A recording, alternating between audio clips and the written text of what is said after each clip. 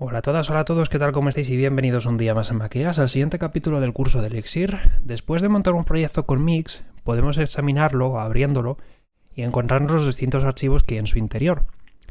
Uno de los archivos es el que está en la carpeta lib, que es un archivo de ejemplo que nos da para que veamos cómo es un módulo dentro de nuestro proyecto recién creado. Pero es posible que al abrirlo nos encontremos con cierto elefante rosa en la sala, el cual me gustaría tratar cuanto antes mejor.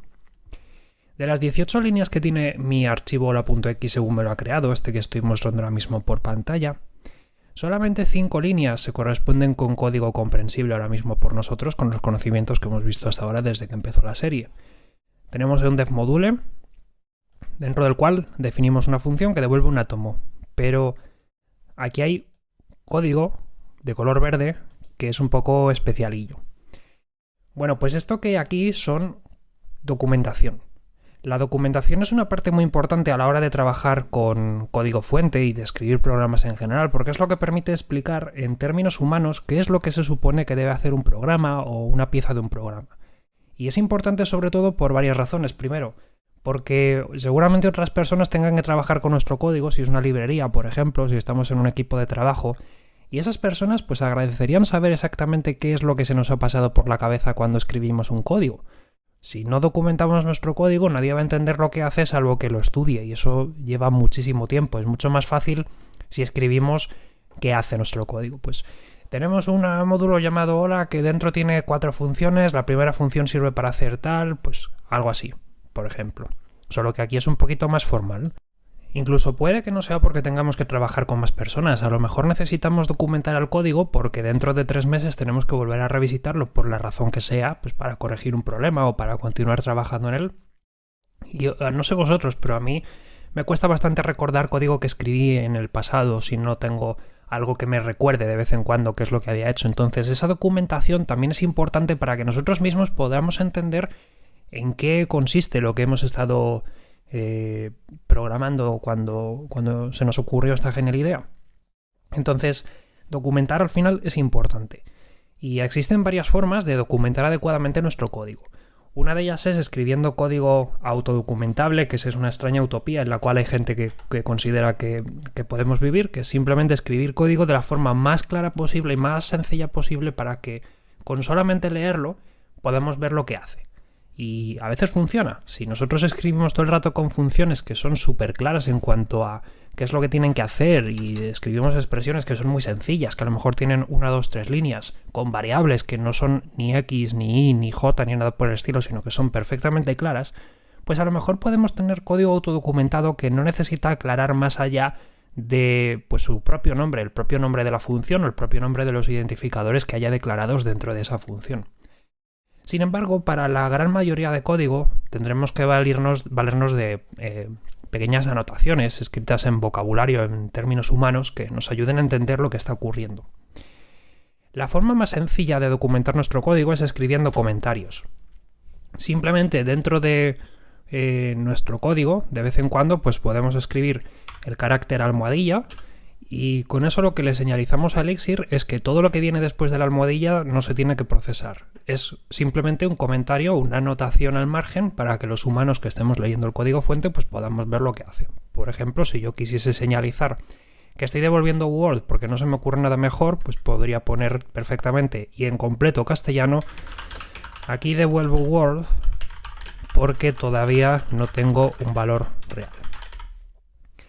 A Elixir lo único que le importa es que pongamos una almohadilla, ¿vale?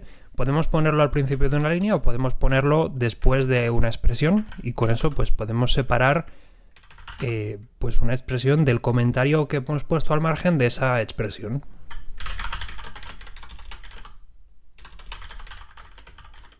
Yo en mi caso lo estoy escribiendo en español, pues porque esto es un ejemplo, pero aquí ya esto es una cosa que depende de cada equipo de trabajo. Es posible que por manías o por costumbres o incluso por temas legales tengas que programar en inglés y por lo tanto es posible que tus comentarios los tengas que poner en inglés.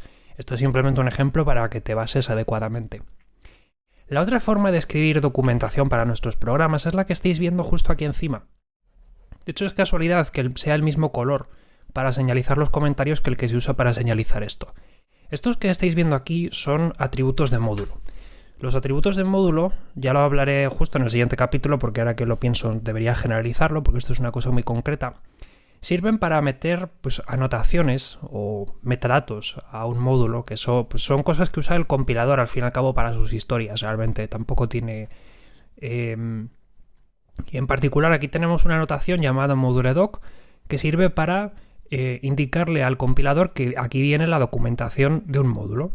Las anotaciones siempre empiezan por una arroba. Por ejemplo, arroba moduledoc es un atributo de módulo que representa la anotación moduledoc. Lo mismo que aquí, arroba doc es un atributo de módulo que representa la anotación doc. De cualquier modo, en moduledoc nosotros lo que haremos es escribir una cadena de caracteres, y en este caso está usando una cadena hereString, es decir, es una cadena en la cual ponemos 3 comillas juntas, y eso significa pues que todo lo que viene a partir de ahí tiene que ser interpretable como una cadena de caracteres, incluso aunque haya saltos de línea de por medio. Y esta cadena de caracteres representa pues la propia documentación de nuestro módulo con el que estamos tratando. Por ejemplo, ahora mismo la documentación de Hola es documentation for Hola, pero yo aquí podría poner cualquier cosa. Por ejemplo, Hola es un módulo de prueba con el que estoy experimentando.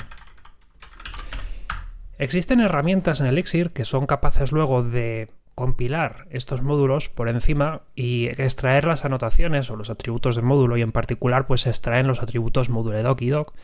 Por ejemplo, Visual Studio Code es capaz de hacerlo. De esta manera, pues si ahora pongo el cursor encima de Hola, pues fijaos que aparece aquí la documentación que yo he escrito a nivel de módulo, que me la ha parseado. Y no solo eso, sino que, por ejemplo, si me vengo un archivo que utilice Hola y pongo el ratón encima, pues Visual Studio Code también me lo sugiere. Existen herramientas de ordenador, como por ejemplo Xdoc, que sirven para directamente fabricar archivos HTML con el contenido de esas anotaciones y fabricar así pues algo como esto. Por ejemplo, en este caso, la documentación oficial de Elixir se ha generado con Xdoc a partir de los moduledocs y de los docs que hay puestos dentro del propio código fuente. Por ejemplo, si visito el código fuente del módulo kernel, que forma parte de la librería estándar de Elixir, pues aquí vemos un dev module kernel, pero justo aquí debajo tenemos un moduledoc bien largo, de hecho, y bien gustoso, donde se nos presenta prácticamente Elixir completamente. De hecho, si os fijáis, aquí se puede escribir hasta Markdown, lo cual está bien, pues porque luego la herramienta de renderizado lo procesa y así lo permite mostrar de forma bonita. Y todo esto que estamos viendo aquí, pues prácticamente es la documentación de módulo. Lo mismo se podría decir de doc, solo que doc trabaja a nivel de función, y la idea es poner un @doc justo encima de cada función que queramos documentar. Y en este caso, pues si os fijáis, si yo escribo aquí una documentación que sea hello es una función que saluda, a partir de ahora cuando ponga el ratón sobre hello, pues bueno, si guardo antes, me pone esa misma documentación. Y lo mismo si visito otra parte, pues aquí me sugiere hello es una función que saluda. Estos son strings, son here strings, pero si fuese a ocupar una línea, pues técnicamente hablando es legal utilizar tal cual una cadena simple. Lo único que le importa es pues que sea de tipo cadena de... Bueno, más que de tipo cadena de caracteres, que sea de tipo binary. Vamos a empezar a hablar con propiedad. Y insisto, la idea es que haya uno por cada una de las funciones que estemos documentando. Por ejemplo, en este caso tenemos un montón de funciones y un montón de macros y un montón de cosas. Entonces, aquí tenemos, por ejemplo, en la función apps, pues tiene su propio doc. La función apply tiene su propio doc.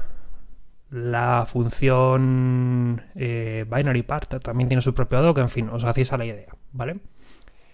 Y con esto documentaríamos adecuadamente nuestro código, con moduledocs y con docs. Voy a hacer un pequeño inciso para hablar más acerca de estos atributos de módulo y continuamos.